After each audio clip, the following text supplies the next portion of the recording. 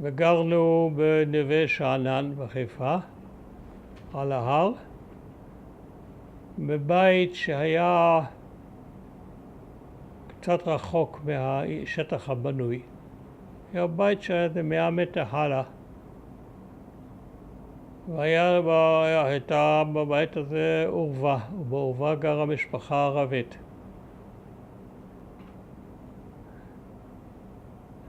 ערבית ממש פרימיטיבית, שהזכירו לנו את הצוענים בגרמניה. היו בעיות איתם, שהם גנבו לנו את המים, מים היו לפי שעון. כשלא היינו, הם גנבו את המים וצרות וזה, אבל בסך הכל הסתדרנו. וכדי להגיע הביתה איך לקרוא לזה, מהפרבר הזה הקטן, הייתי צריך לעבור שטח טרשים נטוש, שזה 100 מטר.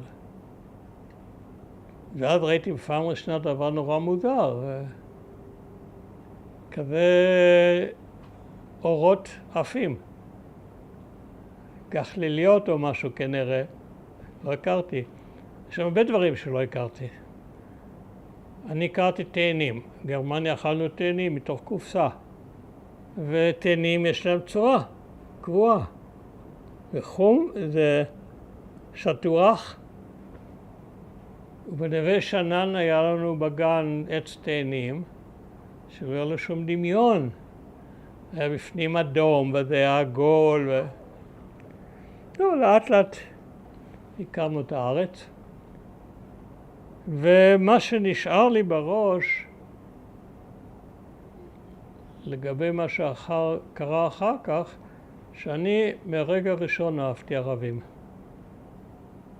ואת המנגינות הערביות, ואת ההוואי, וכבר ביפו, שרדנו מהאונייה, אני כתבתי את זה לא פעם אחר כך במאמרים. הציונים, רבים מהציונים כתבו בזיכרונות שלהם את ירידה ביפו. בן גוריון, אחד ודורו של ברכה חבס, ביוגרפיה של בן גוריון, והיה להם דבר אחד משותף, כולם שנאו את יפו בראייה ראשונה.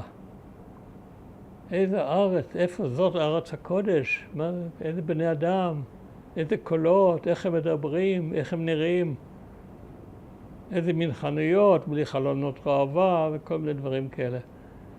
ואני כתבתי על זה לא פעם, שההתרשמות הראשונה שלי, הבלתי אמצעית לגמרי, שילד בן 10, הייתה בדיוק הפוכה. זה היה כל כך ציורי, זה היה כל כך שונה, זה היה כל כך רומנטי, והם דיברו שפה אחרת, והתלבשו אחרת, והיו להם קרקראות, ורחבו על סוסים, וכל מיני דברים כאלה.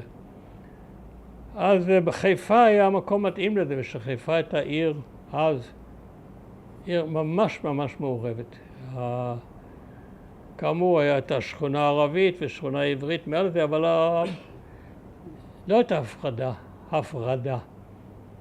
יהודים ירדו למטה לנמל, והנמל עלו להדר הכרמל, עברו דרך השכונות הערביות. גרנו בבית של ערבים, בהתחלה שכרנו דירה אצל קרמן, שהיה להם בית חרושת לסיגריות במפרץ. והרגשתי נורא טוב, נורא אהבתי את הארץ כמו שהייתה, וזה נשאר לי איכשהו תקוע בזיכרון.